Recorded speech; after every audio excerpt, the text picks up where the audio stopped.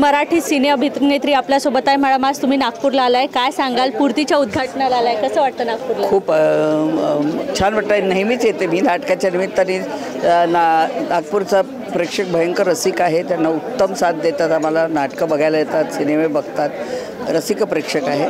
आणि इथे आता एवढी लोकसंख्या वाढते आहे की अजून नाटकाने करायची वेळ येईल तेव्हा आणखी लोकांपर्यंत पोचता येईल। या जसं आता इकडे बऱ्याच बिल्डिंग झाल्या, तर मी आता ते बोलत होते गडकरी साहेबांची की नाटकाचंही थिएटर बांधा म्हणून। ताई, तुम्ही बोलताना उल्लेख केला की मराठी जे चित्रपट आहे किंवा नाट्य आहे त्याला प्रतिसाद चांगला मिळायला पाहिजे, हिंदीच्या दृष्टिकोनाने मराठीला कमी प्रतिसाद आहे, काय सांगाल?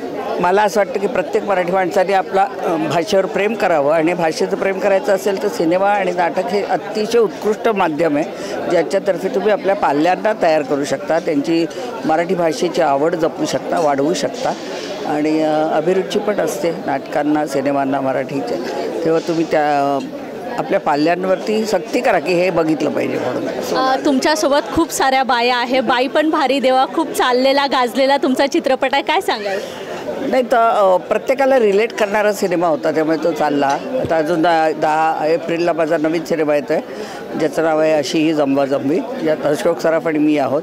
ते सुद्धा रिलेट होणारा विषय आहे आत्ताच्या जमान्यासाठी। कधी येणार आहे? 10 एप्रिलला येतो आहे।